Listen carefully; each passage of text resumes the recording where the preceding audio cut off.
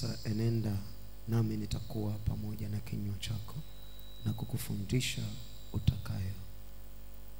utakalo linena. Bwana Yesu asifiwe. Mlango ule wa 7 kitabu cha Kutoka,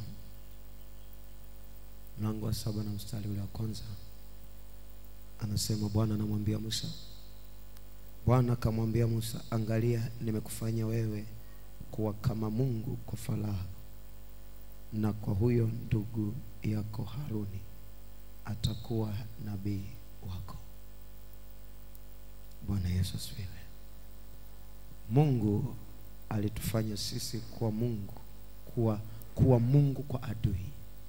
Kwa hiyo adui lazima atii kile tunachomwambia. Bwana Yesu asifiwe. Lazima adui atii kile tunachomwambia na tunachomwamuru, kwa sababu sisi tupo juu yake. Kuna mtu naongea naye sasa, tunaingia darasani kwa dakika chache sana, alafu twende tukaombe. Nilikuwa nakwambia tu kwamba uelewe sahihi uko mbele za Bwana na nafasi yako ni ipi. Bwana Yesu asifiwe. Kama umeandaa daftari lako na kalamu na Biblia, sasa tunaingia kwenye somo la leo. Siku ya leo inakuwa ni kipindi cha uponyaji na ukombozi. Hatumaanishi uponyaji kwa kwamba labda wewe unaumwa, hapana. Na pia hatumaanishi kana kwamba wewe unaweza kuwa mfungwa, hapana. Lakini kuna vitu ambavyo vinakuwa vimeshindikana kwako, na ndio maana tunasema ni siku ya uponyaji na ukombozi. Bwana Yesu asifiwe. Ni siku ya uponyaji na ukombozi, lakini leo tutaenda kuangalia aina mbili. Andika hivyo hivyo kama ninavyokuambia. Aina mbili za maombi ya toba na maana yake ya aina hizi mbili. Bwana Yesu asifiwe. Tunaenda kuangalia aina mbili za maombi ya toba na maana yake iliyopo katika aina hizi mbili, na ndani yake kuna nini pia kilichopo katika aina hizi mbili za maombi ya toba, ambayo mwana wa Mungu anatakiwa kuomba kwa baba yake. Bwana Yesu asifiwe. Anayotakiwa kuomba kwa baba yake. Zipo aina nyingi za maombi ya toba ya kuomba mbele za Mungu, lakini leo nataka tuangalie, nitazungumza aina mbili tu. Mungu akinipa kibali nitaendelea na zingine, lakini nataka nizungumzie hizi aina mbili. Kuna aina ya kwanza ya maombi ya toba, kutubu, ni toba ya ondoleo la dhambi. Hii ndio ninayoanza nayo. Ni toba ya ondoleo la dhambi, ya kusamehewa dhambi. Bwana Yesu asifiwe. Laiti wakati Adam na mke wake wamemtenda dhambi Mungu, wamemkosea Mungu, kungekwepo, angekuwa na ufahamu Adam wa kuomba msamaha mbele za Mungu na kumwambia Mungu, nisamehe kwa sababu sikuwa makini, wala sikuwa makini kusimama katika nafasi yangu na kusimama kama kichwa. Naomba unisamehe. Mungu angesamehe. Na bado pia hata angesamehe, lakini kungekuwa kuna kitu kingine ambacho kilikuwa kinahitaji Adam aombe kwa Mungu. Bwana Yesu asifiwe. Kuna aina nyingi za maombi ya toba ili Mungu aweze kukurudisha katika nafasi, aweze kukupa kila ambacho kimeondoka kwenye mikono yako, aweze kukuondolea madhara. Hii aina ya kwanza ninayozungumza leo, aina hii ya kwanza ya toba ya ondoleo la dhambi, ni toba ambayo mtu anaomba kwa Mungu asamehewe dhambi, na pia ili Mungu agaili kile ambacho alikuwa amekusudia kufanya kwa huyo mtu. Kama kilikuwa kibaya, ili Mungu agaili. Ndio maana ya hii toba ya ondoleo la dhambi. Kwa sababu hii unaweza kusamehewa dhambi na Mungu akagaili, akaondoa adhabu na madhara ambayo alikuwa amekusudia kutenda kwako, lakini kuna vitu vingine usivipate kutoka kwake. Bwana Yesu asifiwe. Ukisoma kitabu cha Zaburi mlango ule wa 115 na mstari wa 16, anasema hivi: mbingu ni mbingu za Bwana, bali nchi amewapa wanadamu. Bali nchi amewapa wanadamu. Na kama mbingu ni mbingu za Bwana na nchi amewapa wanadamu, kwa sababu hiyo nchi lazima itii kutoka kwako. Lazima uiamrishe baadhi ya vitu vitokee, kwa sababu Mungu amekuweka kwa niaba yake duniani. Sasa ili tuweze kufanikisha kusimama katika nafasi au kutembea katika nafasi na katika utukufu ule ambao Mungu anataka tutembee nao, lazima tujue saa mtu ukiwa umekosa mbele za Mungu ni maombi gani unatakiwa kuomba. Hiyo haijalishi uwe ni mtumishi uwe sio mtumishi, lazima maombi haya yakuhusu tu. Lazima yakuhusu, na usipoomba kuna vitu usitaweza kufanikiwa na hutaweza kufanya. Nimekutajia hicho kitabu cha Zaburi, tusome hapo. Kitabu cha Zaburi 115. Tenda haraka kidogo kwa ajili ya muda. 115 na mstari ule wa 16.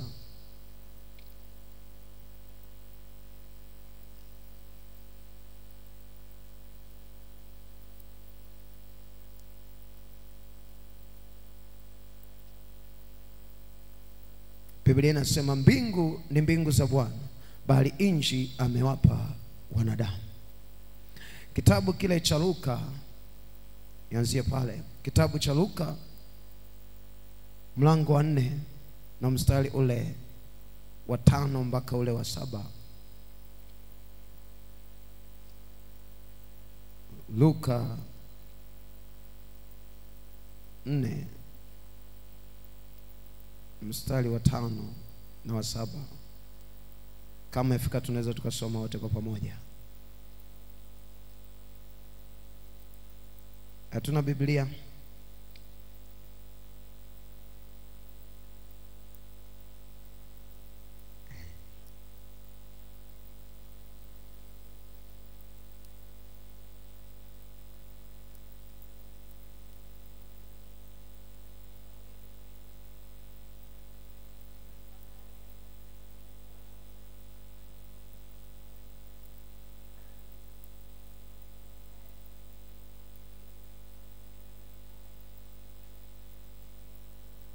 Bwana Yesu asifiwe. Sasa wewe hutaki kusoma Biblia na wakati Biblia unayo, mimi sijui. Kama hutaki kusoma Biblia na Biblia unayo, ukionea aibu Biblia, sijui itakuwaje. Bwana Yesu asifiwe. Anasema akampandisha juu, akamonyesha miliki zote za ulimwengu kwa dakika moja. Ibilisi akamwambia, nitakupa wewe enzi hii yote na fahari yake, kwa kuwa imo mikononi mwangu, nami humpa yeyote kama nipendavyo.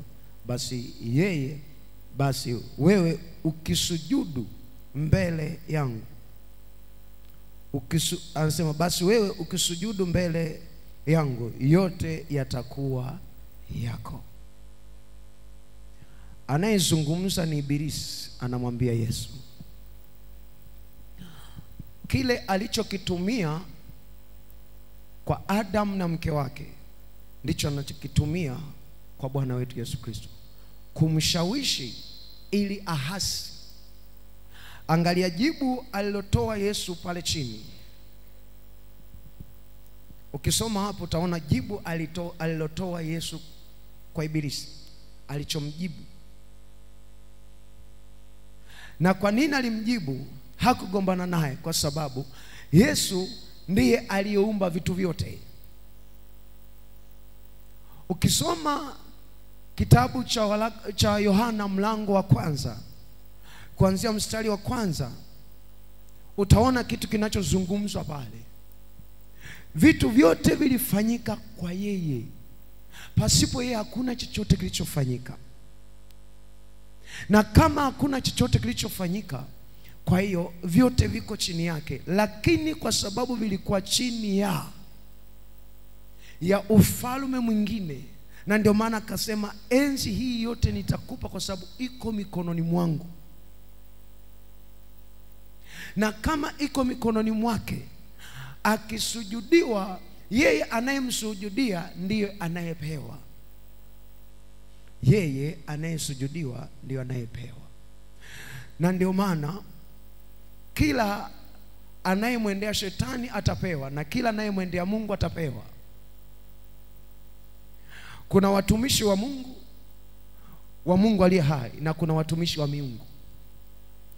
Huku wanawakilisha ufalme na huku wanawakilisha ufalme. Katikati ufalme huu una sheria na ufalme huu una sheria. Maana ya kuomba toba ili kuondolewa dhambi ni ili kurudishwa katika mfumo uliokuwa umeondolewa, kwa sababu dhambi ni sheria. Kitabu cha Warumi, labda unaweza usinielewe, kitabu cha Warumi mlango ule wa 8 na mstari ule wa kwanza.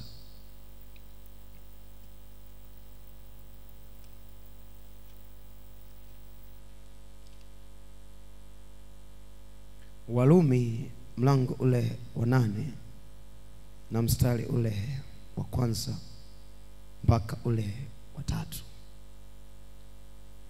Biblia inasema hivi: sasa basi hakuna hukumu ya adhabu juu yao walio katika Kristo Yesu, kwa sababu sheria ya roho wa uzima ule ulio katika Kristo Yesu imeniacha huru mbali na sheria ya dhambi na mauti.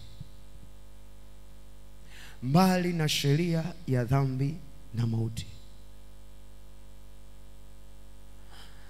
Dhambi ina sheria yake ambayo imeambatana na mauti. Kwa hiyo sheria ni mfumo. Sheria ni mfumo ambao unamshikilia mtu. Unavyomuona mtu anatabika na umaskini, anatabika na magonjwa, anatabika kwenye utumishi wake haongezeki, kuna sheria inayemzuia asitoke ile eneo, abaki sehemu moja. Haijalishi unaweza ukawa na upako mkubwa sana, unaweza kuwa mtumishi, una vitu vizuri vya Mungu, lakini kama hujajua sheria zilizopo ndani ya huo ufalme, ule upako hautakusaidia chochote, kwa sababu kwenye ufalme wa Mungu kuna sheria ya roho uzima wa milele ulio katika Kristo Yesu, ambao ndani yake kuna mfumo, kuna kanuni. Ili kuopaleti vitu vilivyopo huku mwilini, tunahitaji sheria na kanuni za ufalme wa mbinguni, na hiyo sheria tunaipata kwa kupitia roho wa uzima ulio katika Kristo Yesu. Na ili tutembee na hii sheria itufanikishe, lazima tudumu katika kunyenyekea mbele za Mungu, ili tusije tukaingia kwenye sheria ya dhambi na mauti. Sijui kama kuna mtu ananielewa. Bwana Yesu asifiwe. Hali za kiroho za watu wengi zinawekewa ukuta, zinafika mahali hazipandi, haziongezeki. Uchumi wa watu haubadiliki, ni kwa sababu kuna sheria iliyokaa mbele yake. Shetani anamshikilia mtu kisheria na Mungu anamshikilia mtu kisheria. Bwana Yesu asifiwe. Utasema mtumishi naongea nini? Sikia, nitakupeleka kwenye andiko. Musa wakati ameenda mlimani kwa ajili ya maombi, Israeli walitenda dhambi kwa kuabudu miungu mingine. Akiwa mlimani bado yupo kwenye maombi, hajateremka, Mungu akamwambia shuka, kwa sababu watu wako uliowaleta wametenda dhambi, wamepotoka wepesi. Na Mungu akamwambia Musa, niache niwaangamize, nami nitakufanya wewe kuwa taifa kubwa. Lakini Musa akamwambia Bwana, uwasamee watu hawa. Kwa nini Musa amwambie Mungu uwasamee watu hawa? Na Mungu anasema, Biblia inasema Mungu akasikia maombi, akageuka, akaacha ule uovu aliyokuwa amekusudia kuwatendea Israeli. Na alivyogeuka, alivyoacha, Musa akashuka, lakini bado walivyosamehewa aliwakuta wanaabudu ndama. Mungu amewasamehe, lakini kwa sababu hawana ushirika na Mungu, wakajikuta bado wanaendelea kuabudu ndama. Mlimani Musa ameomba, Mungu amemwambia nimewasamehe. Na Musa anafika kule, labda alikuwa anategemea atakuta kuna mabadiliko au wale watu wameharibu ile ndama wenyewe, lakini akakuta bado wapo wanacheza mbele ya huyo ndama. Bwana Yesu asifiwe. Hivi unajisikiaje wewe kila siku mtu au mtoto wako unamwombea msamaha kila siku kwa watu, au kwa mtu mmoja kila siku yeye ni kupigana, ni kuiba, kila siku akimkamata anataka kumuua, wewe unaenda unamwombea msamaha, unamwombea msamaha, unamwombea msamaha kila mwezi, kila mwaka, yani wewe unazidi tu kuomba msamaha lakini habadiliki. Unajisikiaje? Au saa hii unaenda unamkuta mtoto wako ameharibu kitu cha mtu kwa makusudi kabisa, ameharibu kwa sababu wewe haupo, na yule mtu amekasirika, amekasirika kiasi kwamba anataka kuchukua maamuzi magumu na mabaya sana. Ukaomba msamaha kwa huyu mtu, kaambia Bwana msamehe, huyu ni mtoto wangu, msamehe, ni mtoto wangu kama mtoto wako tu, msamehe. Akamsamehe. Umetoka dakika 5, unarudi karibu kingine cha yule. Utajisikiaje? Bwana Yesu asifiwe. Utajisikiaje? Kwa hiyo sheria ndani yake ina utaratibu. Sheria, na kama ina utaratibu, ina mfumo ndani yake. Na kama ina mfumo, ule mfumo ndio unaoendesha vitu vya kiroho kuja mwilini. Sijui kama kuna mtu ananielewa kitu ninachozungumza. Iwe ni sheria ya dhambi na mauti, iwe ni sheria ya roho uzima ulio katika Kristo Yesu, mfumo wake maana yake ni kutoa vilivyopo katika ulimwengu wa roho ili kuopaleti huku mwilini. Mtu anavokosea, anavotenda dhambi, anahukumiwa kwa ile sheria, kwa sababu Mungu hawezi kukurudisha wewe kama hujatubu kwake, hujatumia sheria zilizopo za ufalme wa mbinguni. Mpaka umetumia sheria za ufalme wa mbinguni, ndio sheria ya dhambi na mauti itakuachia. Usipoitumia na usipotumia mfumo na taratibu zilizopo ndani yake, kusamehewa ni ngumu sana, na kutoka kwenye hilo eneo ni ngumu sana. Ni kweli unaweza kutubu, Mungu akakusamehe, lakini usipotumia taratibu na mfumo na kanuni zilizopo katika ufalme, itakukosti, kwa sababu utabaki eneo moja. Na hii inasababisha maombi ya watu wengi sana hayajibiwi. Bwana Yesu asifiwe. Wanaomba maombi mengi lakini hayajibiwi. Kwa nini hayajibiwi? Kwa sababu wanaomba kama kuomba sehemu moja, lakini hawajui ndani yake kuna sheria na mfumo na taratibu. Watu wengi ukiwakuta kanisani watatubu, Mungu nisamehe dhambi, nisamehe kila dhambi, nisamehe kila dhambi, akimaliza ameondoka. Lakini je, umetubu sawa? Umetubu kwa kutumia kanuni ipi? Umetubu kwa kutumia sheria ipi? Umetubu kwa kutumia utaratibu upi? Saa nyingine usione labda kitu ninachoongea labda saa nyingine ni kweli, hata hapo unaweza kukuta saa nyingine tunaongoza na kuambia sema naomba nisamehe, halafu tukishamaliza tunaishia pale. Lakini kwa sababu tayari ndani ya huyu aliyesimama mbele yako anayekuongoza, ameshasimama kwenye nafasi yake, kwenye sheria na mfumo wa ule ufalme ambao anakuvutia wewe uingie, inakuwa rahisi wewe kuingia. Lakini kama uko mwenyewe peke yako, rafiki, utaomba maombi kama hujajua taratibu na kanuni na sheria zake na mfumo uliopo uko ndani, ni ngumu sana. Kitabu kile cha Kutoka, twende pale, Kutoka 32 na mstari ule wa 9. Nataka tujifunze kwa namna rafiki yetu Musa alivyoomba mbele za Mungu. Hao watu walivyokuwa wametenda dhambi, na yeye alifanya nini mpaka Mungu akagaili haya mabaya? Alizungumza nini na Mungu? Hilo ndo swali la mimi na wewe tunajiuliza. Alisimama nini? Na ndio kwa nini pia haya maneno yameandikwa kwetu, yameandikwa kwenye kitabu hiki kitakatifu. Kwa nini yameandikwa? Je, tupate kusoma tu tuyaone kama ni maandiko, au tupate kusoma tupate ufahamu wa namna ya kuomba kama alivyoomba Musa? Bwana Yesu asifiwe.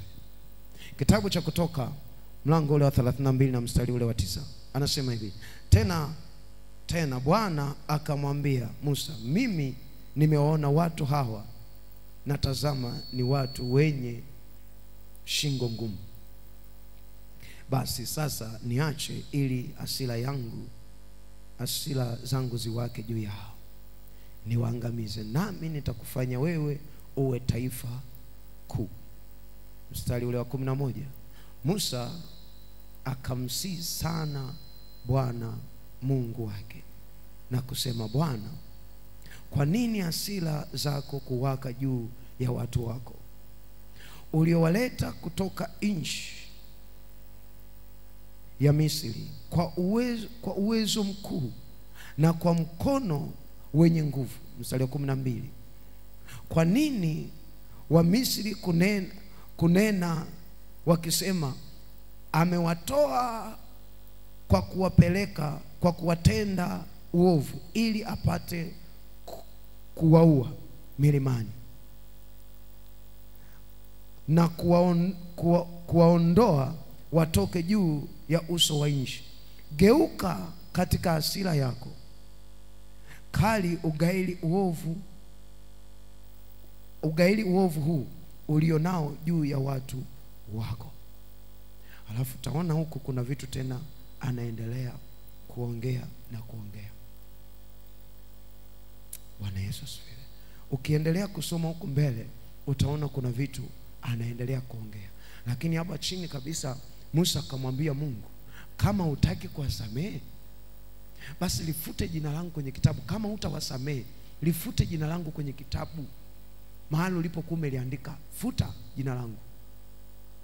Alafu Mungu anasema, nitawalemu wale nitakao kuwalemu, nitawasamehe wale nitakao kuwasamehe. Ukiendelea anasema Mungu akagaili ule uovu. Alivyogaili, hakuwatenda tena mabaya, aliwaacha wakaishi, lakini hakuwa nao tena. Amewasamehe lakini hakuwa karibu nao.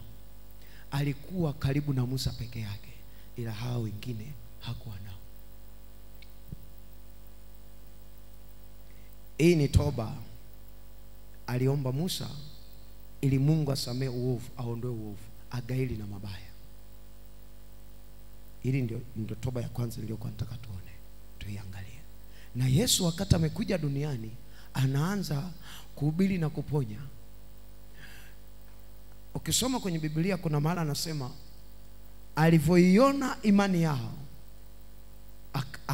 akamuonea huruma yule aliyekuwa amepoza. Akamwambia hivi, inuka, akamwambia, umesamehewa dhambi zako, inuka ujitwike godoro uende. Kwa hiyo aliposamehewa aliponywa. Sasa sijui kama huyu mtu alirudi kupata ufahamu mwingine wa kumwambia, sasa Bwana nataka niwe na ushirika na wewe.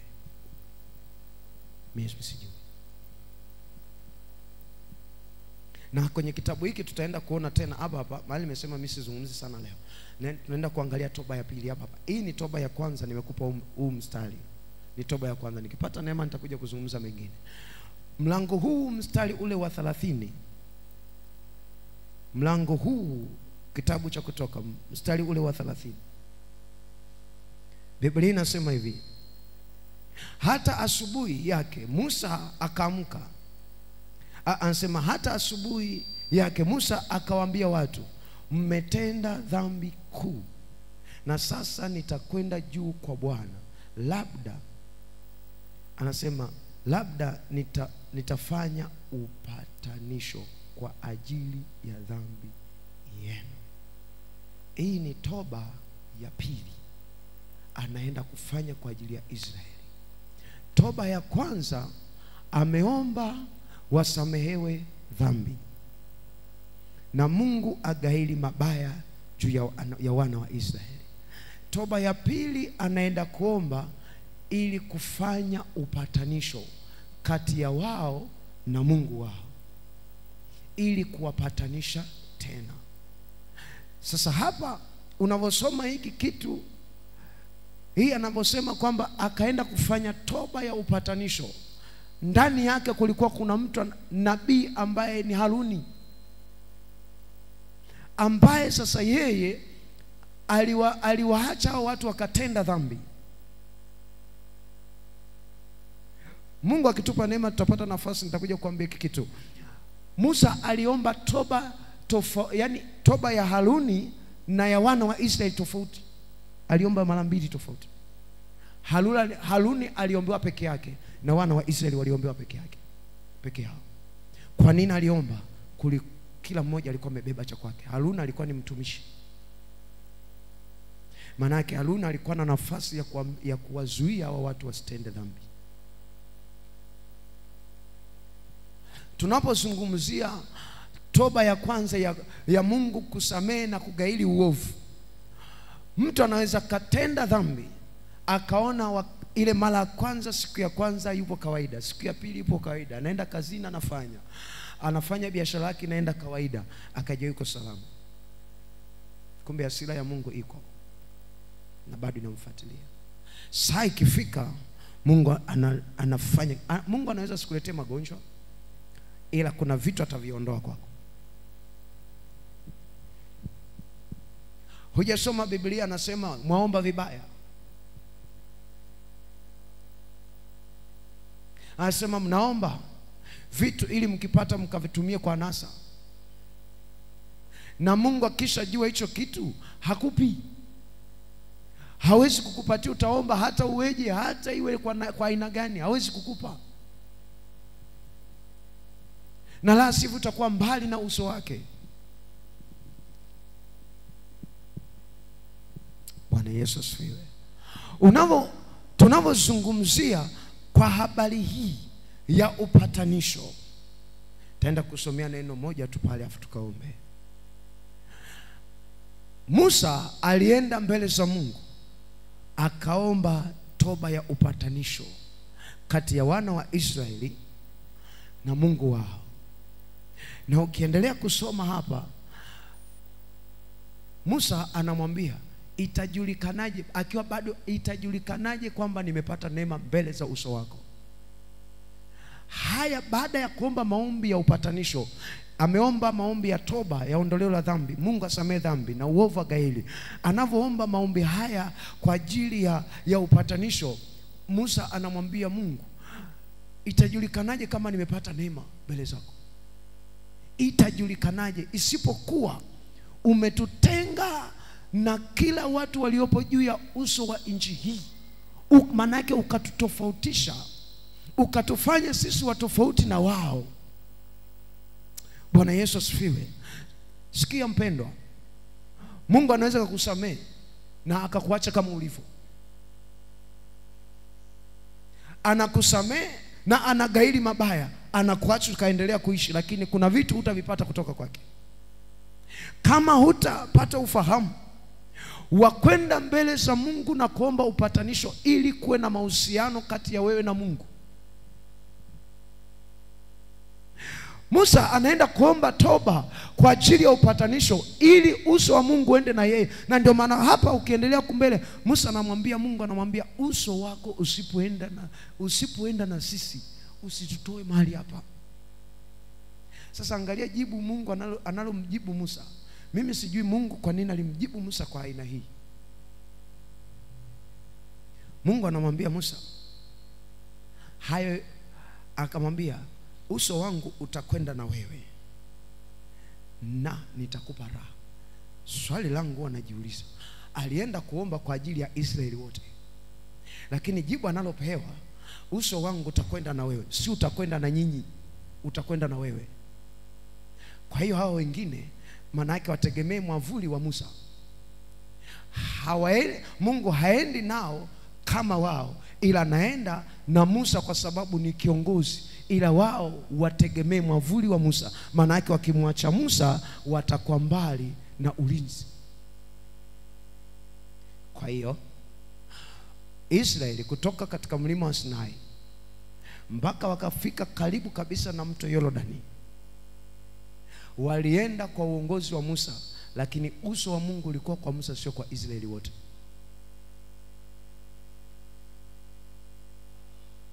Kwa sababu ndio ahadi Mungu aliyompa Musa.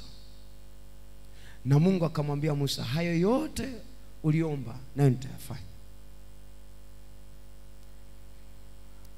Kwa hiyo toba ya upatanisho inakufanya wewe urudi katika mfumo sahihi wa Mungu. Hatutakiwi kuishia tu kwenye toba ya kutubu Mungu asamehe dhambi. Tunatakiwa tuende ndani zaidi, kwamba Mungu, nimekosa hapa, ninaomba nisamehe. Najua nikiongea sana hapa naweza nikaongea, lakini nikajikuta nimebaki hapa kwa sababu kuna vitu vingi viko hapa. Bwana Yesu asifiwe. Nimekusomea mstari wa 30, lakini ukisoma hadi ule mstari wa 35 utaona kitu ambacho kinazungumzwa hapo ndani yake. Bwana Yesu asifiwe. Mimi nataka tukaombe. Mimi sijui tamanio lako wewe kwa Mungu, sijui, lakini Musa alivyoenda mbele za Mungu akamweleza Mungu kwa umakini kwa habari ya upatanisho. Mlango huu wa 33 ukisoma mlango huu wa 33, wakati Musa ameomba toba, maana hadi mlango wa 33 bado Musa alikuwa mlimani, bado anaomba mbele za Mungu kwa habari ya upatanisho. Ukisoma mlango huu wa 33 una mistari michache sana, una mistari 23 tu, michache sana. Ukipata nafasi nataka soma. Kwa hiyo habari niliyokuambia kwamba Mungu akamwambia Musa, uso wangu utakwenda na wewe, na sio uso wangu tu, bali nitakupa na raha. Ndio iko hapo, bali nitakupa na raha. Saa nyingine wewe uliopo chini ya mtumishi fulani, unaweza ukamlaumu mtumishi kwamba ana upendeleo, anaombea wachache wabarikiwe, kumbe wewe ndio mwenye makosa. Saa nyingine unaweza ukanungunika na kulia na kulaumu kwa kila aina, lakini makosa hayapo kwa mtumishi, yapo kwako.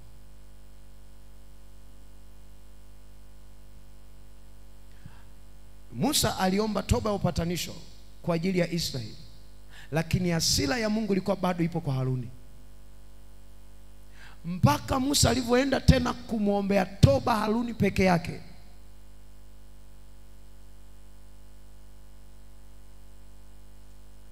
Watu wengine siku hizi wakitenda dhambi sana, abudu hapa, baba yetu si huyu hapa, mtumishi Geoffrey ndio baba yetu akilo, akikosa akijua ameanguka, amefanya kosa ambalo anajua kabisa hili ni kosa, amezini, amefanya uasherati, anatoka naenda kwa mtumishi mwingine amuongoze sala toba. Sikia, usipoenda kwa baba yako wa kiroho, Mungu hakuna mashiko mpaka kurudi kwa baba yako wa kiroho tu ndio akuombe. Na ukisha tenda dhambi, rafiki, usoni kwa Mungu umeondoka. Na ukiondoka usoni pa Mungu, mabaya lazima akupate.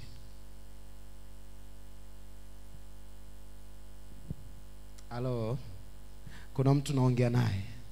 Kuna mtu naongea naye? Yesu, hii nimekusomea kwa habari ya toba alizoomba Musa, lakini leo Yesu anazungumza. Wewe ni msomaji wa Biblia. Yesu anazungumza, anamwambia inuka, jitwike godoro lako, kwa maana umesamehewa. Na amepata uponyaji na amesamehewa dhambi. Ndio maana nilikwambia sijui kama huyu mtu aliyeenda kuomba upatanisho, mimi sijui, lakini Kristo ndio kipatanisho cha maisha yetu.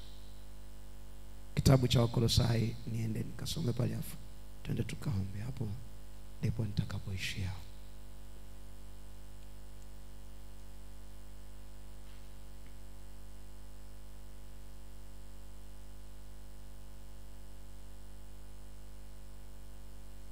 Kitabu cha Wakolosai mlango ule wa 2 na mstari ule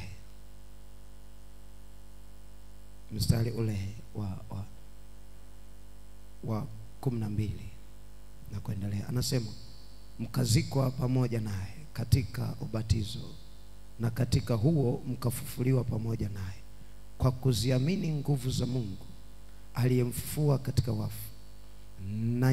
Nanyi mlipokuwa mmekufa kwa sababu ya makosa yenu na kutokutahiriwa kwa miili yenu, aliwafanya hai pamoja naye, akisha kutusamehe makosa yetu, akisha kuifuta ile hati iliyoandikwa ya kutushtaki kwa hukumu zake, iliyokuwa na uadui kwetu, akaiondoa isiwepo tena, akaigongomalia msalabani. Bwana Yesu asifiwe. Bwana Yesu asifiwe. Sikia, hiki ninachokisoma hapa ni kama taratibu za Mungu za Kristo alizozifanya pale msalabani kwa ajili yako, kwa ajili yangu. Ni kanuni alizozipitia. Alilazimika kufuta hati iliyokuwa inatushtaki na kututenga na yeye. Unasema mtumishi, unaongea nini? Sikia, kasome kitabu cha Isaya. Kasome kitabu cha Isaya. Ukipata nafasi kasome pia kitabu cha Samueli kwa habari ya Sauli. Sauli alisamehewa dhambi yake. Aliposamehewa, lakini hakuwekwa kwenye nafasi, kwa sababu hakuwa na nafasi ya kuomba toba ili Mungu amrudishe kwenye nafasi yake. Maana yake hakuwa na nafasi ya kuomba toba ya upatanisho kati ya Mungu na yeye. Bwana Yesu asifiwe. Bwana Yesu asifiwe. Ukisoma kwenye kitabu kile cha Isaya, anasema mkono wako si kana kwamba umepunguka ya kwamba usiweze kuokoa, ila maovu yenu yamewafarakanisha na Mungu wenu. Na kama yamekufarakanisha na Mungu, maana yake wewe una ugomvi na Mungu. Toba ya upatanisho maana yake kulikuwa kuna ugomvi. Ili ugomvi huu uishe, maana yake lazima urudi uombe ili mpatane, mshikane mikono. Sikia, wewe unaweza kaenda kwa mtu mmegombana, halafu akakwambia nimekusamehe, yameisha, hapo akakataa kukupa mkono. Maana yake hamna ushirika bado. Hamna ushirika bado. Mpaka saa mkapeana mkono, mkala chakula pamoja, ushirika ndio utarudi. Wewe unafikiri kwa nini asilimia kubwa kwenye sherehe nyingi sana, kwenye maagano mengi yanayofanyika, yawe ni kwa Mungu, ni kwenye miungu, lazima kuwe kuna chakula? Unajua maana yake?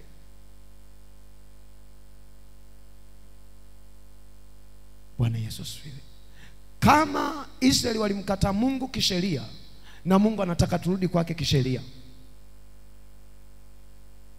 Adam alimkataa Mungu kisheria. Alikataa sheria ya ufalme wa mbinguni, alikataa sheria ya roho uzima wa milele ulio katika Kristo, akakubali sheria ya dhambi na mauti. Manaka alipokea sheria ya mwilini ya adui yake, na ndio mfumo aliokuwa anaishi nao Adam, na akaishi nao hadi anakufa. na hata sisi tukaurithi. Ndio maana anasema kwa mtu mmoja dhambi iliingia ulimwenguni, na bado Biblia inasema hivi, anasema mauti ilitawala tangu Adamu mpaka alipokuja Kristo. Na hii mauti iliwaua wengine ambao hawakutenda kosa kama la Adamu, lakini kwa sababu ni sheria na ni mfumo, maana yake mshahara wa dhambi ni mauti. Sio kana kwamba kitenda dhambi ujue hakuna mshahara wake. Mshahara wake upo, na kama upo mshahara wake ujue lazima utakupata, utalipwa tu. Hakuna mtu anayeweza kutenda dhambi mbele za Mungu asipate mshahara wake. Ukimkorofisha, kama ulikuwa kwa adui, ukimkorofisha adui utapata adhabu huko. Ukikorofisha kwa Mungu utapata adhabu pia. Kasome, ukitaka kuelewa kasome kitabu cha Kumbukumbu la Torati 28 mstari wa 61. Anasema hivi, na Bwana atakutia katika magonjwa hata yasiyoandikwa katika kitabu hiki cha Torati. Sababu ni nini? Sababu umekosea na sasa unapata mshahara.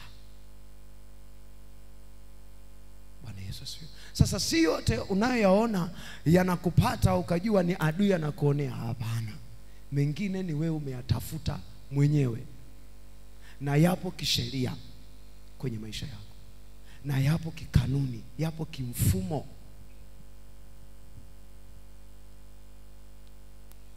Saa nyingine sio wewe uliyetenda dhambi, ni wazazi wako. Nataka tukaombe toba. Tunaenda kuomba toba mbili tu. Saa ikifika kule mbele, Mungu akitupa neema, tutapata nafasi ya kuomba toba nyingine. Bwana Yesu asifiwe. Lakini nimejaribu kukueleza haya kwamba kuna sheria mbili. Hizi sheria mbili ndizo zinazopaleti vitu vya kiroho kuja katika umwilini. Uwe ni sheria ya dhambi na mauti, ina mfumo wake, ina kanuni zake, ina taratibu zake. Sheria ya roho uzima ulio katika Kristo Yesu ina kanuni, ina sheria zake. Kwa hiyo ukimtenda dhambi Mungu, lazima urudi kwa sheria ya roho uzima kwa Mungu, ili sheria ya mauti ipanguliwe, alafu ije sheria ya roho uzima. Mauti haipo kwa wanadamu kimakosa, ipo kisheria. Mauti iliyopo kwenye uchumi haipo kimakosa, ipo kisheria. Hakuna mauti inaingia popote pale kimakosa, inaingia kisheria. Maana yake kuna mlango uliofunguliwa hiyo roho ingie, na inaingia kwa uhalali kabisa kabisa. Mateso tunayoyapata leo yawezekana si wewe, ni wazazi wako, lakini kwa sababu umepata ufahamu, rudi kwa sheria ya roho uzima mbele za Mungu, ili Mungu akufungulie mlango upite. Saa nyingine unafanya biashara haisogei, unafanya hiki akiendi. Rudi kwa Mungu kwanza kabla ya kuanza kupambana na adui, kabla ya kuanza kumpiga adui. Neno hili wanaliongea sana, wanasema hivi, kabla ya kumpiga adui aachie fedha yako, rudi kwanza kwa Mungu kumuuliza, Mungu, niko sahihi au siko sahihi kwako? Na kama niko sahihi, kwa nini haya hapo? Kama niko sahihi, kama siko sahihi, Mungu nisamehe. Mungu akisamehe, akigairi, kuendelea kuachilia nguvu, kuendelea kuachilia ule mfumo wa adui uendelee kufanya kazi. Akisha samehe, akiondoa yale maharibiko, bado kuna hatua nitakuifanya, kwa sababu nimeshajua kosa. Halo. Na ndio maana ukisoma kwenye Biblia anasema hivi, na neno la Kristo likae kwa wingi ndani yenu. Kwa sababu gani likae kwa wingi? Kwa sababu likikaa kwa wingi ndani yako, linakupa njia ya kwenda,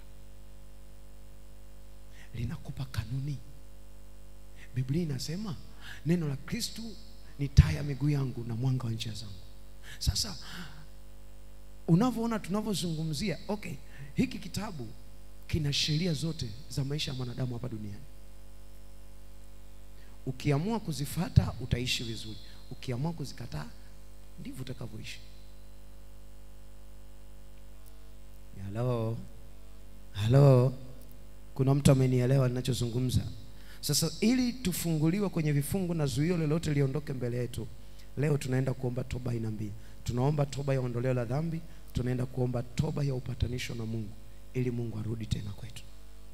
Mungu akirudi kuna vitu vinaanza kwenda mwema. Yaani bila kusukuma, utatumia nguvu tena. Hello? Vitaanza kwenda pasipo kulazimisha. Mimi sijui ni wapi ulipokwama, wewe ndio unayejua. Pale ulipokwama leo ndio nataka utubu, mwambie Mungu, hapa nimekwama. Dhambi iliyotoa sheria hapa na uhalali hapa, naomba usamehe. Na maharibiko yaliyoingia hapa, naomba usamehe. Zuio nililonalo hapa, naomba usamehe liondolewe. Alafu tutaenda kuomba upatanisho ili Mungu kwa hivyo vitu vyote ambavyo tulikuwa tumekwama tuanze kwenda kwa utukufu mkuu. Halo? Halo? Ewe simama kwa miguu yako.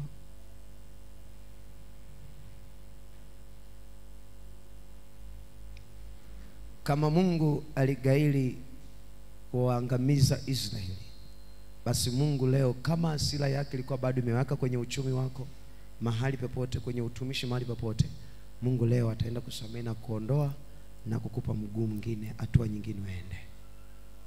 Yesu ni nuru yangu, hapana usiku. Yesu ni nuru yangu, hapana usiku. Mungu hatayafuta.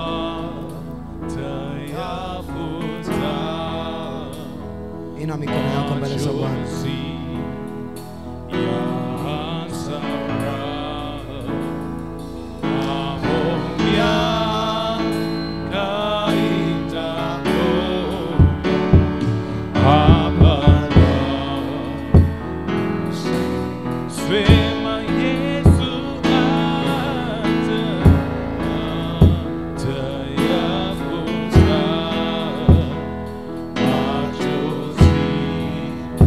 Yeah.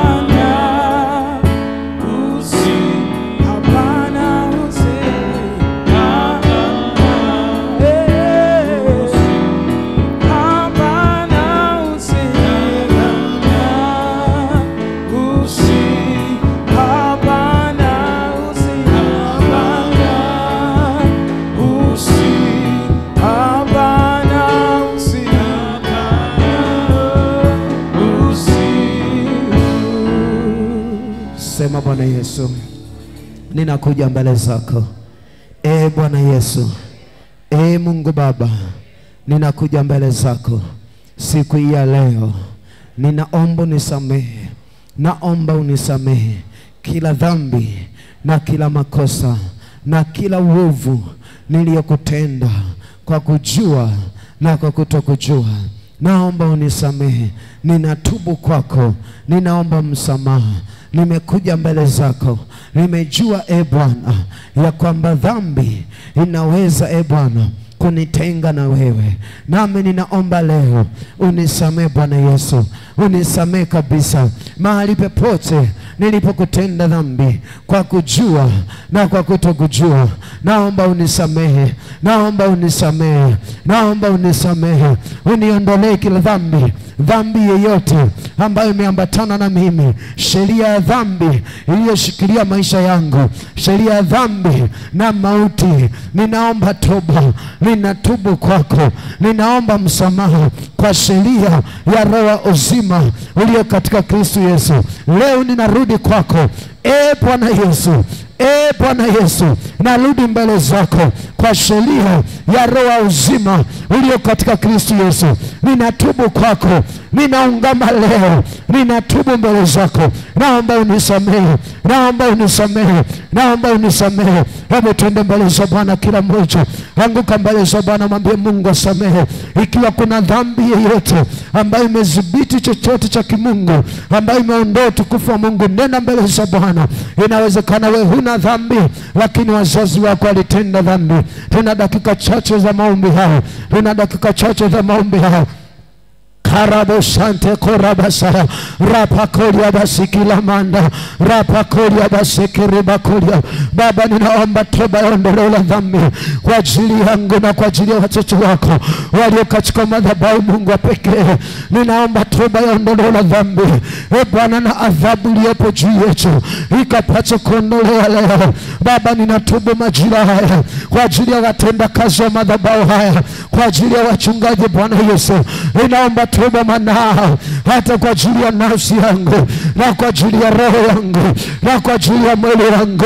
Baba, ninaomba toba ya ondoleo la dhambi leo. Ninatubu kwako kwa jina la Yesu Kristo wa Nazareti, kwa damu ya mwana kondoo. Raboskelia eskapala mando korebesketela rapakolia basa.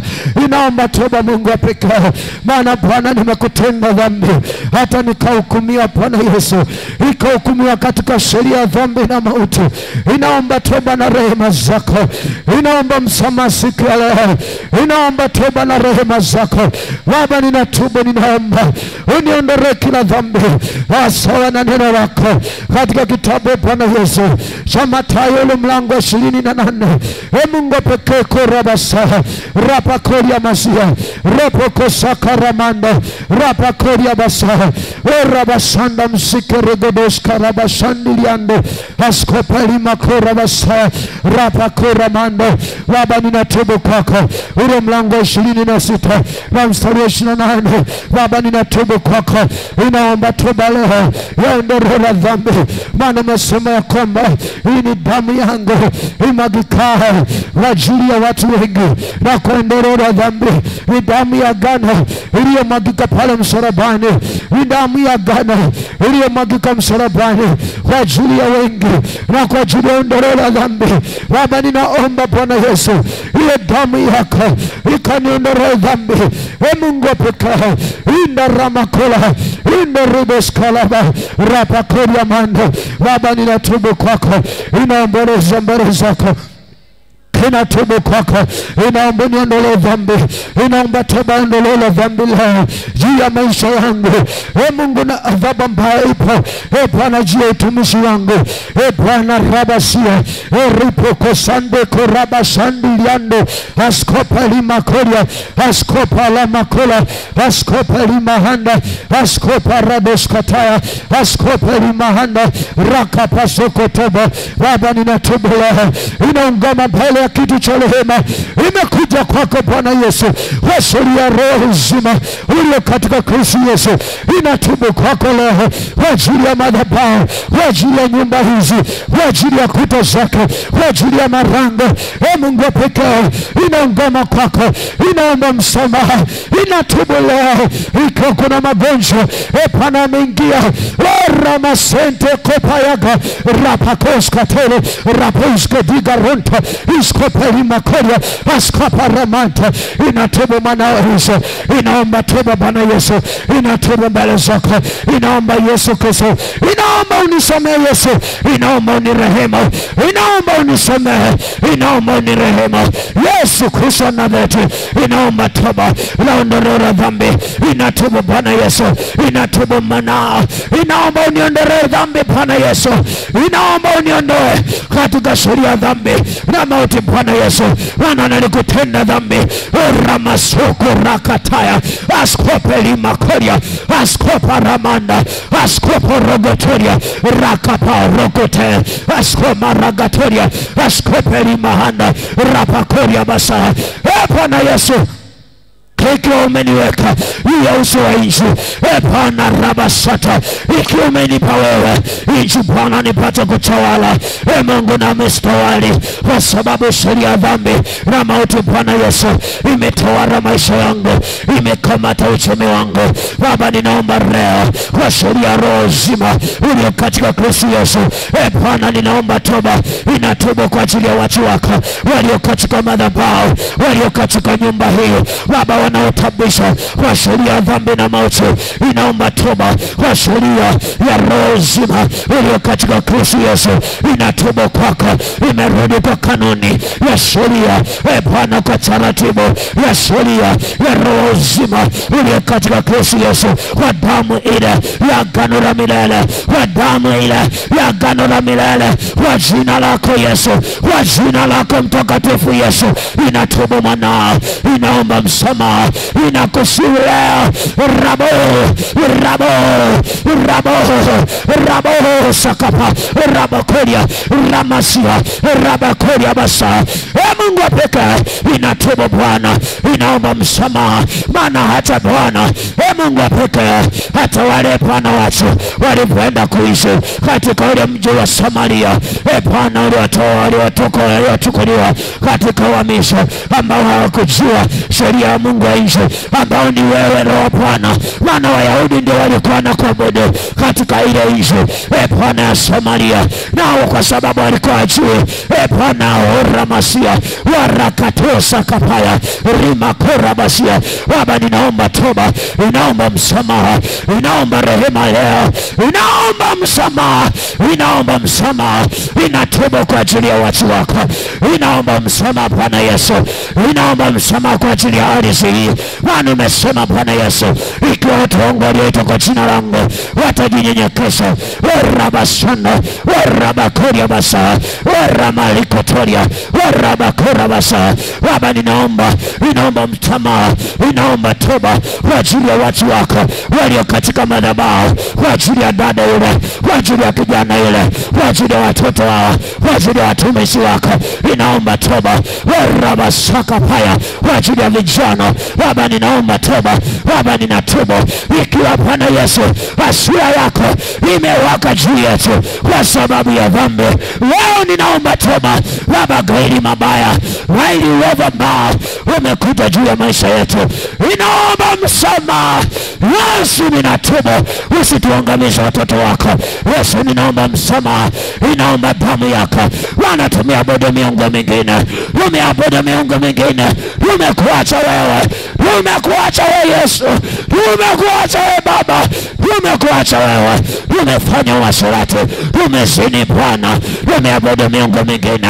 Baba, ninaomba toba, tumesengenya, tumenong'ona ubaya, tumesema uongo, tumeapa viapo Bwana, ninatubu, inaomba msamaha, inaomba unisamehe rima saka paya karabu sikimanda. Endelea kumkaribia Bwana, tuna dakika 5. Endelea kumkaribia Bwana. Mimi sijui ulipokwama ni wapi, wewe ndio unajua, wewe unayetabika ndio wewe. Masia tusamehe, Oh, sheke mahanda rabokoria. Yesu tusamehe. Maana unayeteseka ni wewe, mtu wa Mungu. Oh, nyenyekea mbele za Bwana. Oh, sheke mahanda bosekia. Oh, raboskeria masia. Oh, ribosiki. Oh, rabosaka.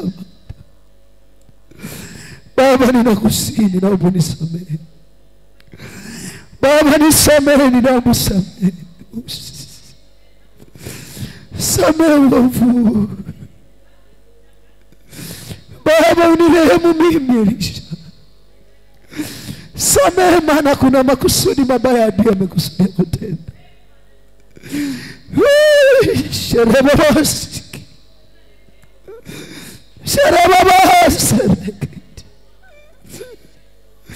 Baba, ninaomba toba. Ikiwa nimeungana na watu wanaoabudu miungu mingine, Baba, ninaomba nisamehe. Baba, ninaomba nisamehe. Baba, ninaomba usamehe hata mauti. Maana mauti iko malangoni. Baba, tusamehe sisi watoto wako. Maana mshahara wa dhambi ni mauti. Kosa reketi. Baba, samehe. Yesu, samehe. Yesu, samehe. Mauti siingie katika nyumba yangu. Mauti siingie katika nyumba yako. Baba, samehe. Baba, samehe. Baba, ninaomba toba, upatanisho kwa ajili yako.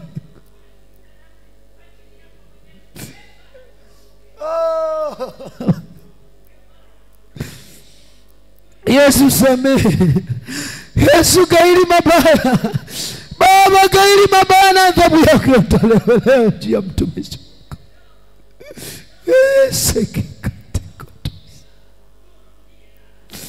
Baba, samehe.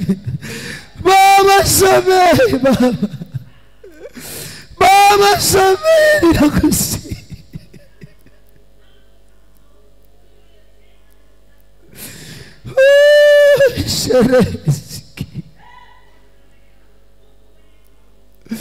Baba, samehe. Baba, samehe. Baba, umenipa nafasi. Baba, umefunua haya, ninatubu kwako. Ninaomboleza kwako Yesu mtakatifu. Ninakulilia wewe Alfa na Omega. Ninakulilia Elishadai. Ninakulilia Elshama. Ninakulilia Adonai. Ninakusihi kwamba niko. Ninaomba usamehe roho sakabedi ya ntoro.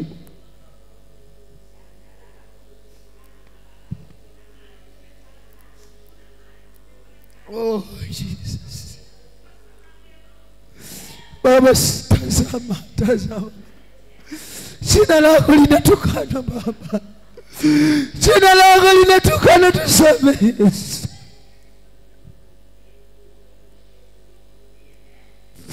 Baba, tusamehe.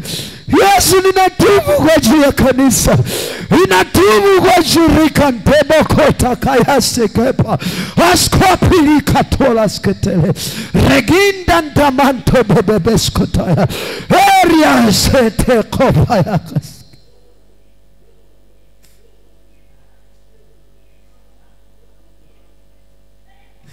Baba, ninaomba toba. Ikiwa umeruhusu tunyenyekee kwako, tuje kwako. Ninaomba Yesu. Ninaomba Yesu. Ninaomba Yesu. Ninaomba Yesu. Yesu, sikia maombi ya watu wako. Yesu, ninatubu leo. Rabo sante kapayata. Rakapos katapaya. Rekopas kevekotoya. Askopa rikachoria. Askopa rakatoro beshanta. Arrepas ketokotaya. Rakuska palante bobo. Arikapakoria mashanda bobo. Arrepas ketekotaya. Rakuska ramashanda rabo. Rapokoria masia. waskaparakatoria, waskaparadadadaskota, waskaparamanda, waskaparagatoria, waskaparandobosaya, warakaparotakaya, warakapakoria, warakamanda, warakapasokotaba, warakatoria, warakashanda baba, warekeporabasia, warakarobosata, warakapakoria, warimasota kaba, warapakoria basaya, waramandorobosaya, warapakoria basia, warapakotoba, warapasanda, warikotoroba, warakapasokoroba, warikatoria masaya, waramasokotaba, waramakoria, warapasanda, warapakosokoba, warapakoria basaya, warindamanda, waragatoria, askoparakata, rapapokosaka, rapakoria basaya, viporakata, rakuskorota, askoperia masaya, askoparagatoria, askoparamanda, askoparagatoria, askoramasana, askoragatora, waragaba, warapa, waragatoria, waraga, waragaskora, waragaba, waragatoria, waraga, warimasia, waraga, warimasia, warabakola basi.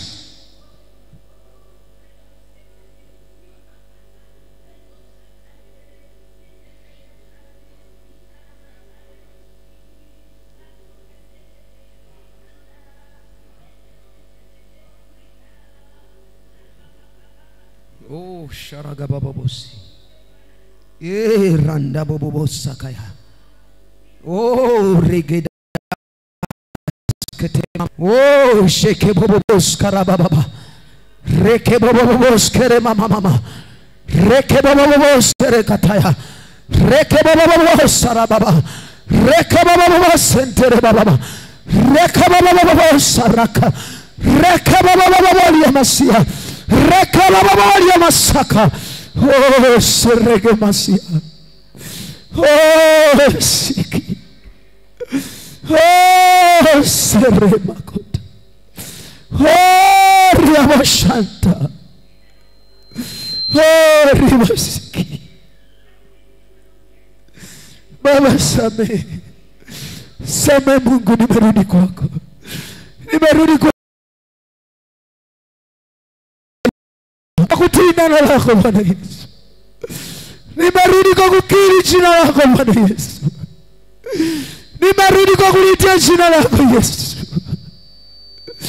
Yesu, Yesu. Usakapa kutuska. Katuske. Katuske. Katuske. Katuske. Katuske. Maria sikata. Baba samehe. Baba samehe washaranos. Baba samehe na waliopo kitandani. Samehe gairi wafu. Baba samehe na wanaotufuatilia kwenye mtandao. Baba samehe Lisia. Baba ninatubu kwa ajili yao. Samehe wanaoumwa waliopo mtandani hospitalini. Samehe waponye ugaidi Bwana Yesu. Samehe ukawainue tena rika la gosaka.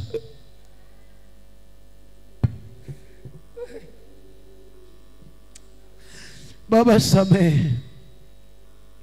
Baba samehe. Baba ninaomba toba ya upatanisho na watu wako wanaotufuatilia kwenye mtandao na waliopo madhabahuni pako. Ninaomba toba ya upatanisho siku ya leo. Ninaomba Mungu samehe. Ninaomba usamehe Bwana wa majeshi. Ninaomba usamehe Masia. Ninaomba usamehe Mungu. Ninatubu kwa ajili ya toba ya upatanisho. Oh, kwa kila mmoja aliyepo mahali hapa.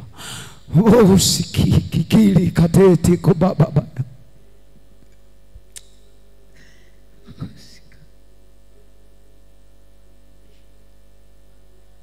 Baba ninaomba toba upatanisho kwa ajili ya watu wako. Ninaomba usamehe na hasira yako ondoke juu yao. Ninaomba toba upatanisho kati yetu na roho wako. Ninaomba toba upatanisho kati yetu na ufalme wako. na uso wako na neno lako, na sauti yako kasikiwe tena masikioni mwetu, vicheko tena vikasikiwe Bwana, na baraka zako. Ninaomba toba ya upatanisho kati yetu na baraka zako Mungu wa pekee Jesus.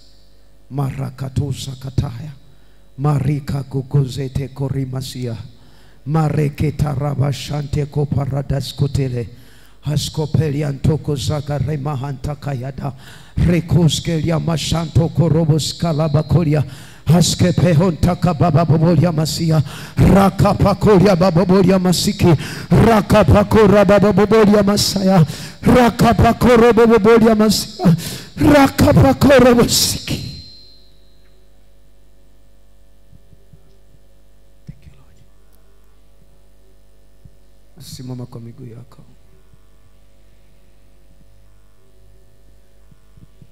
Simama tu pale ulipo Jesus.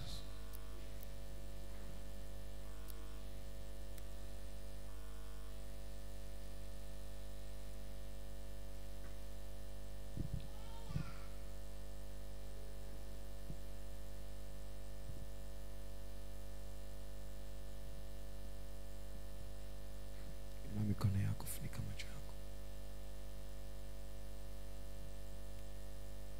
Jesus.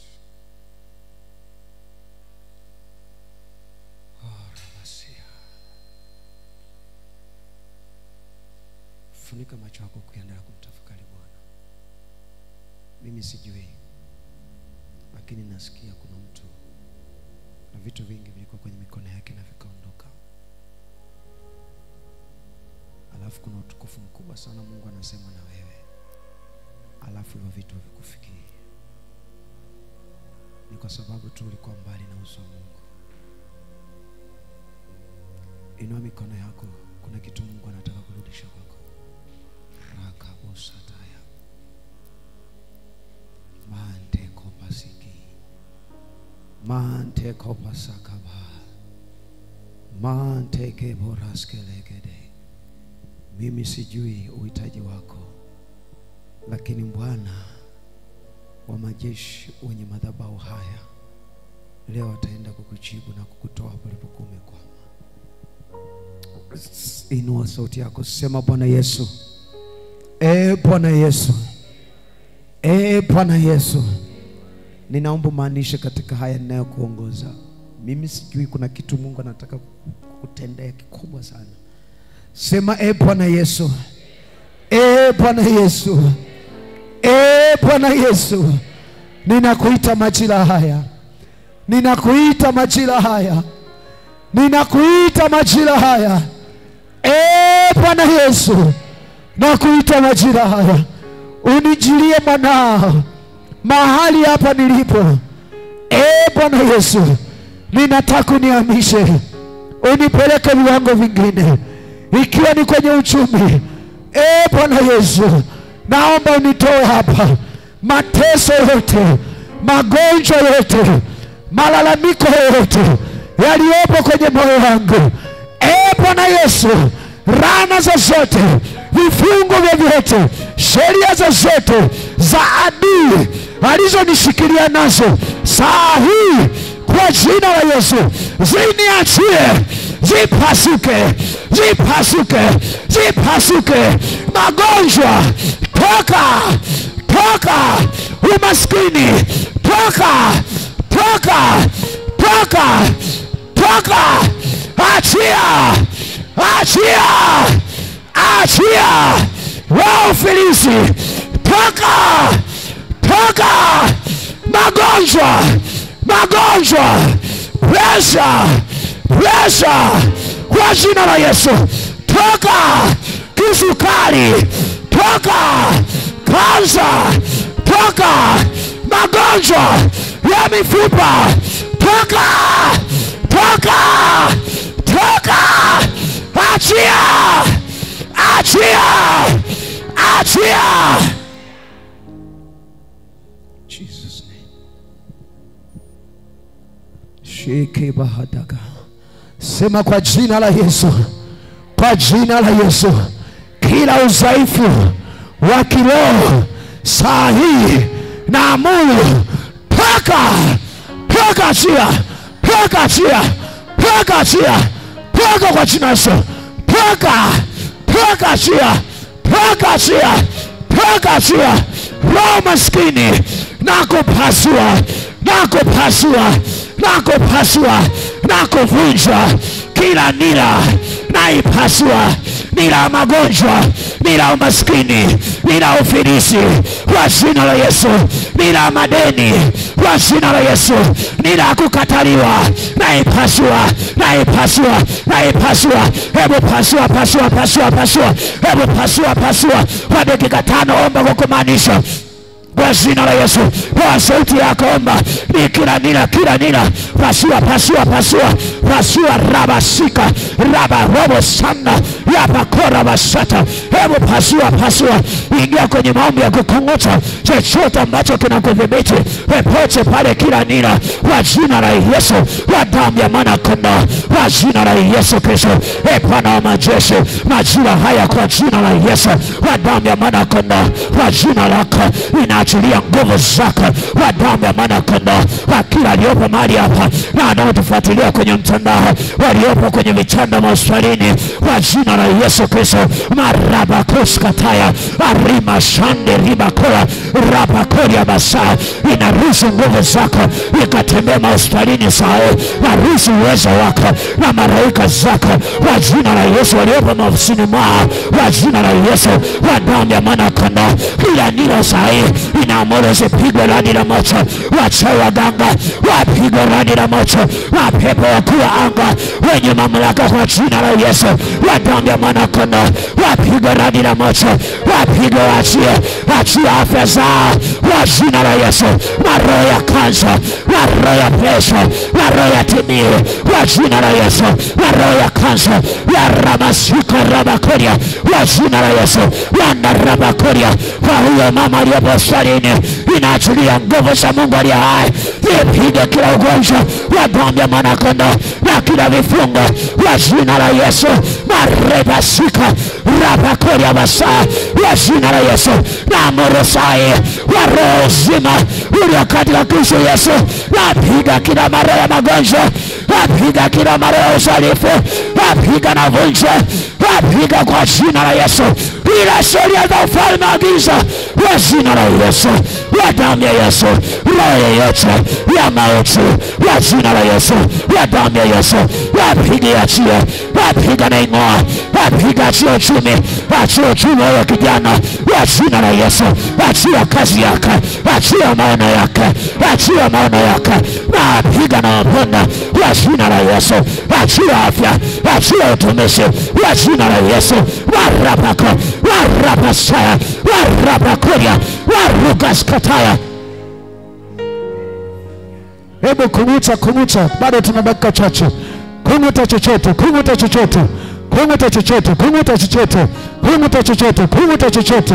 Kung'uta chochote ambacho kimeshikilia maisha yako, ikiwa ni maroho ya magonjwa, roho za umaskini, chochote kung'uta.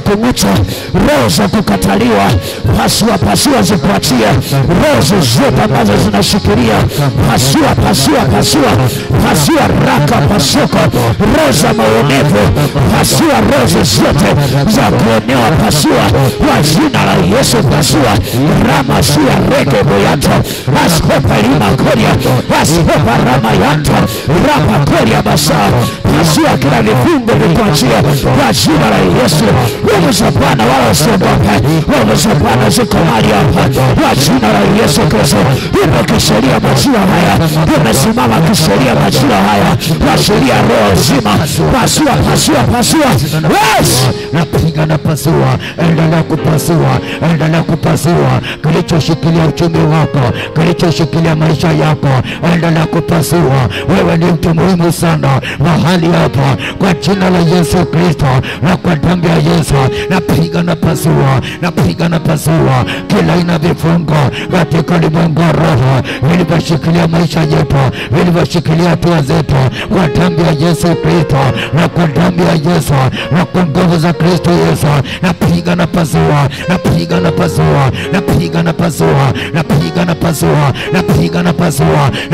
pasua kwa damu ya Yesu Kristo, kwa jina la Yesu Kristo Roho, kila roho iliyotumwa juu yetu, iliyokuja yetu, roho ya matendo ya kila namna katika ulimwengu wa roho, napiga na pasua, napiga na pasua, napiga na pasua, napiga na pasua, napiga na pasua kwa jina la Yesu, kwa damu ya Yesu. Endelea kupasua mtamungu, endelea kupasua na kujivua kila nguvu iliyosimama kinyume na neno la Mungu, iliyosimama kinyume na uponyaji wako, iliyosimama kinyume na chochote unachokifanya kwa jina la Yesu Kristo. Vikumbuke hiyo nguvu, vikumbuke hiyo nguvu kwa damu ya Yesu Kristo. Napiga na kunguta, napiga na kunguta, napiga na kunguta, napiga na kunguta, napiga na kunguta, napiga na kunguta kwa damu ya Yesu. Napiga na kunguta kila roho iliyoshikilia huduma hiyo, iliyoshikilia watu wa Mungu, iliyoshikilia hatua zao. Napiga na kunguta, napiga na kunguta, napiga na kunguta, napiga na kunguta, napiga na kunguta, napiga na kunguta, napiga na kunguta kwenye anga, kwenye ardhi, kwenye maisha yetu, kwenye biashara zetu, kwenye ndoa zetu, chochote kilichosukumiwa ndani kwa damu ya Yesu Kristo. Napiga na kunguta, napiga na kunguta, napiga na kunguta, napiga na kunguta, napiga na kunguta kwa damu ya Yesu Kristo na kwa jina la Yesu. Rika makarando, raka magando, rika magarando, yaka maragando, yaka magarando. Kunguta kila roho, kunguta kila roho, kunguta kila maneno yaliyotupwa juu yako, yaliyotamkwa juu yako, yaliyotamkwa kwenye maisha yako, maneno ya fitina uliofitinishwa na Mungu wako. Hebu ya kunguta kwa damu ya Yesu Kristo. Hebu ya kunguta, ya kunguta, ya kunguta, ya kunguta, ya kunguta, ya kunguta, ya kunguta, ya kunguta, ya kunguta. Kuna watu waliokuchafua katika ulimwengu wa roho, wamechafua huduma yako, wamechafua biashara yako, wamechafua wateja wako. Hebu ya kunguta maneno, ya kunguta maneno, ya kunguta maneno, ya kunguta maneno. Wengine walikuendea kwa waonaje, wakakuchafua nyota yako. Hebu wakunguta kwa jina la Yesu Kristo, kwa damu ya Yesu Kristo. Inakunguta, inawakunguta, inawakunguta kwenye anga, kwenye ardhi, kwa damu ya Yesu. Inawakunguta na mavumbi yao na unajisi wao, inaukunguta kwa jina la Yesu.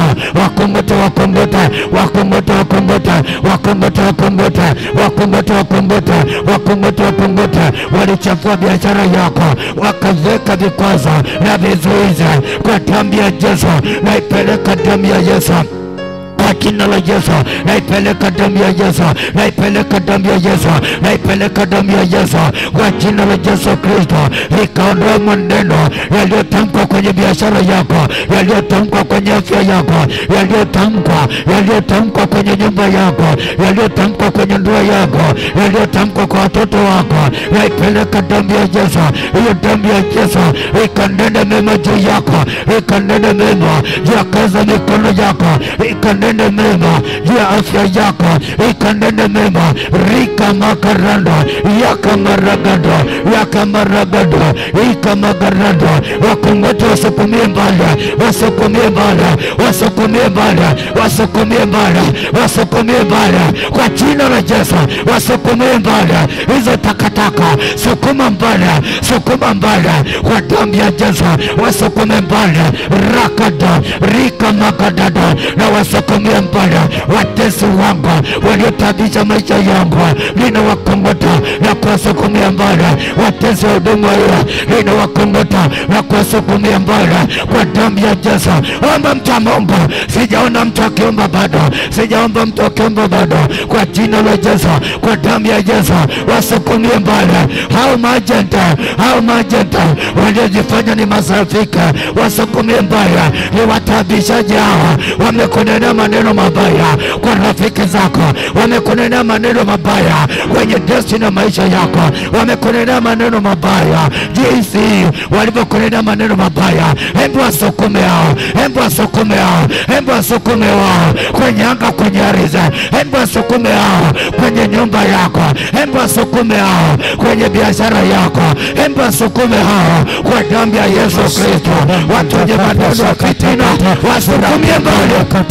reketekete ramasaka parato gozada garakatelia eskaparindo masakataya wa jina la Yesu Kristo wa damu ya mwanakondoo. Ni kwa sheria roho uzima, ila sheria dhambi na mauti, wa damu ya mwanakondoo, kanuni zao, wa damu ya mwanakondoo, sheria za kipepo za kishetani, wa damu ya mwanakondoo, unaziharibu tunazivuruga, zipasuliwe, zing'olewe, ziharibiwe kwa jina la Yesu.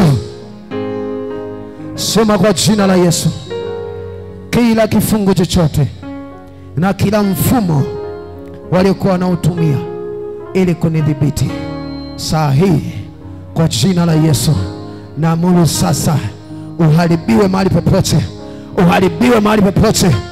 Kila mfumo wa kishetani, wa kipepo, kwa jina la Yesu haribika, haribika, haribika, haribika. Mfumo wa magonjwa kwa jina la Yesu haribika. Mfumo wa umaskini haribika, haribika, haribika.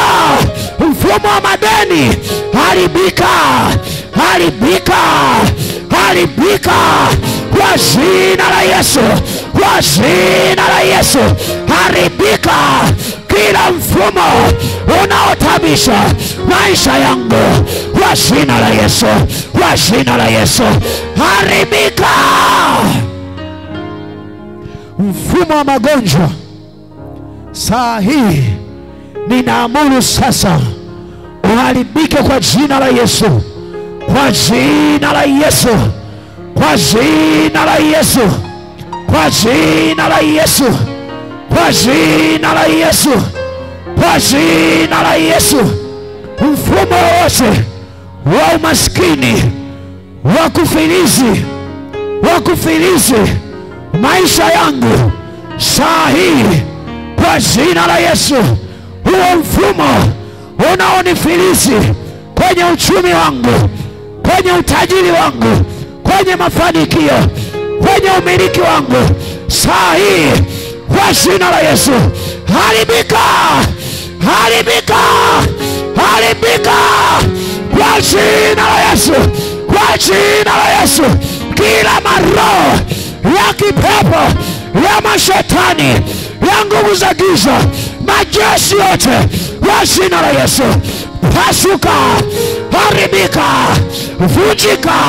Kila utawala wa ufalme wa giza, wa kipepo, wa kishetani kwa jina la Yesu, wa kuzimu, wa mauti, wa dhambi, wa uovu, saa hii kwa jina la Yesu pasuka, pasuka, pasuka, pasuka, pasuka, pasuka, pasuka, pasuka, pasuka, pasuka, pasuka, pasuka, pasuka kwa jina la Yesu.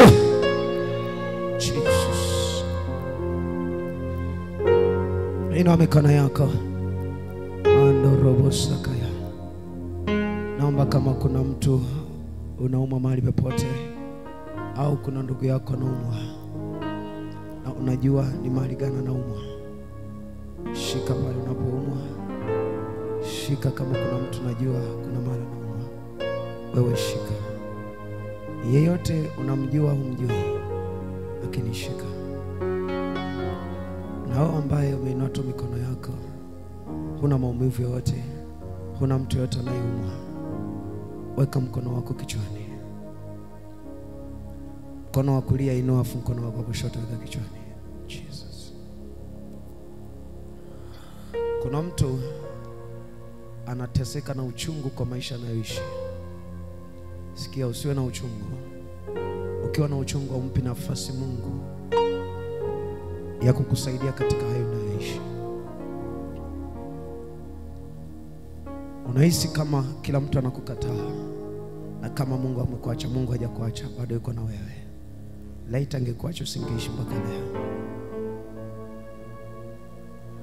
Wewe unayeumwa, shika mahali panapouma, naenda kuomba kwa ajili ya uponyaji. Naenda kuomba kwa ajili ya uponyaji. Wewe usiyeumwa, inua mkono wako mmoja juu, mkono wako weka kichwani. Wewe ambaye umeumwa mahali popote. Na kama unajua kuna ndugu yako anayeumwa na unajua ni mahali gani, kitu gani kinachomsumbua, shika hilo eneo ambalo linamsumbua ndugu yako. Na wewe unayetufuatilia kwenye mtandao, kama uko hospitalini, unaweza kushika mahali unaposumbuliwa. Ikiwa ni TB, ikiwa umevunjika mguu, ni mkono, ikiwa ni pingili za mgongo hazijakaa sawa sawa, saa hii Bwana anaenda kutangazia uhuru na uponyaji juu ya maisha yako. Ikiwa ni uchumi wako, upo dukani, ofisini kwako, ikiwa ni kampuni yako unaona inakufa, saa hii naenda kutangaza uponyaji kwa jina la Yesu aliye hai. Ikiwa ni chochote unachokifanya unaona kimekufa, hakiendi, saa hii naenda kutangaza uponyaji. Shika kama ni biashara yako uliopo unayetufuatilia, hata upo kwenye gari, uko mahali popote, hata unayetufuatilia saa hii na yeyote atakayetufuatilia baadaye siku yote, natangaza huu ni uponyaji. Uponyaji unaenda kudumu. Huu ni uponyaji, ni matamko ya uponyaji yanaenda kudumu maisha yote, milele yote. Hayatatanguliwa kwa sababu yana nguvu za Mungu aliye hai. Kama neno la Bwana linavyoishi, ndivyo na nguvu hii ya Mungu itakavyoenda kuishi. Katika jina la Yesu Kristo wa Nazareti, ninatangaza uponyaji kwa jina la Yesu Kristo. Baba Mungu, ninakuja mbele zako kwa ajili ya watu wako waliopo katika madhabahu haya, wenye matatizo mbalimbali, magonjwa kwenye miili yao, wametabika kwa muda mrefu. Saa hii naenda kutangaza uponyaji juu yao kwa jina la Yesu. Kansa, pressure, kifua kikuu, TB, kisukari, kuvunjika miguu, mifupa iunge kwa jina la Yesu Kristo wa Nazareti. Vidonda ambavyo ni vidonda sugu kwa jina la Yesu Kristo wa Nazareti. Madaktari hospitalini wameshindwa, lakini saa hii Yesu anakuponya. Ninatangaza uponyaji sasa kwa jina la Yesu. Kifungo chochote cha magonjwa kwa jina la Yesu, natamka kwa jina la Yesu Kristo, roho ya ugonjwa toka kwa jina la Yesu. Achia huyo mama hapo hospitalini, achia huyo mama kwa jina la Yesu. Roho yote kwa jina la Yesu. Uvimbe kwenye kizazi kwa jina la Yesu, toka na kuamuru kwa jina la Yesu Kristo. Uvimbe kwenye tumbo, toka kwa jina la Yesu, kwa damu ya mwanakondoo, kwa jina la Yesu. Na amuru ewe roho goita uliyekaa kwenye shingo ya mama, kwa jina la Yesu, kwa jina la Yesu Kristo wa Nazareti. Ewe shingo uliyopindana, kwa jina la Yesu, pingili za mgongo zipate kukaa sawa sawa kwa jina la Yesu. Mgongo na pingili, pokea uzima kwa jina la Yesu. Goita, toka kwa jina la Yesu. Uvimbe kwenye kizazi cha huyo mama, toka. Hatafanywa operation, nimekataa kwa jina la Yesu. Toka kwa jina la Yesu. Magonjwa kwenye macho kwa jina la Yesu Kristo. Kila roho iliyopo kwenye mikono ya ufilisi kwa jina la Yesu, toka kwa jina la Yesu. Ewe mguu na kuamuru manteko pasakata. Wewe kijana uliyepo hospitalini, una wiki ya 3, huo mguu hujafungiwa na wala huoni dalili ya kuponywa, na madaktari wamesema watakata mguu. Saa hii ninatangaza kwa jina la Yesu Kristo na kwa sheria roho uzima milele aliyo katika Kristo Yesu, ninakutangazia mguu kwa jina la Yesu utakatwa. Ninatangaza uponyaji. Wewe baba uliyepata ajali huko hospitalini, wamesema hutaweza kusimama tena, hutapata watoto, umepata paralyze, roho ya paralyze, toka kwa jina la Yesu. Mwachie huyo mama, mwachie huyo kijana, achie huyo baba. Roho za magonjwa, toka kwa jina la Yesu. Nimetangaza sasa uzima uwe ndani yao, na roho uzima aingie ndani yao kwa jina la Yesu, kwa damu ya Yesu, kwa jina la Yesu. Pokea uzima, pokea uzima, pokea uhuru, pokea uzima, pokea uzima kwa jina la Yesu, kwa jina la Yesu. Maumivu kwenye miguu, toka kwa jina la Yesu. Toka uchungu kwenye moyo, toka kwa jina la Yesu. Huyo kila nacho kigusa kitaenda kufanikiwa, wala hakitakufa tena. Nimekataa hiyo roho ya mauti ya kuua vitu kwa jina la Yesu. Toka kwa jina la Yesu, toka chia, na roho uzima we ndani yako katika jina la Yesu Kristo wa Nazareti. Baba, ninakushukuru kwa ajili ya uponyaji. Baba, asante kwa ajili ya uponyaji utakaoendelea kutembea katika uwezo wa utukufu wa jina lako. Nimeomba haya Mungu wa pekee, hata kwa ajili ya wale wanaotufuatilia. Baba, ambao wapo kwenye mtandao wanatufuatilia, wapo kwenye safari, Mungu ninaomba walinde, ukatunze katika jina la Yesu Kristo wa Nazareti, na kila mwenye pumzi aseme amen. Kama una pumzi, unajua kabisa Bwana Yesu amekuponya, sema amen kubwa na vigelegele kwa Bwana Yesu.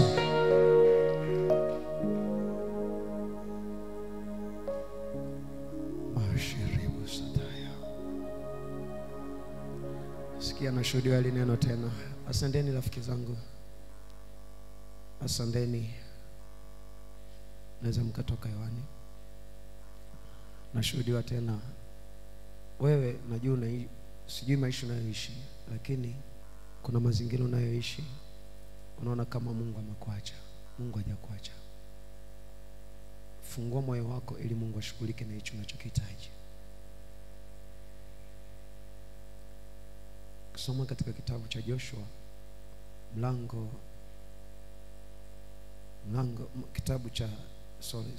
kusoma kitabu cha Yeremia mlango wa kwanza anazungumza vitu vizuri sana, lakini mlango wa 16, 17 hadi 19 kuna kitu anaongea, anasema usifadhaike mbele yao nisije nikakufadhaisha. Adui akiwa mbele yako utakiwa kufadhaika. Anda sadaka yako nikaombe.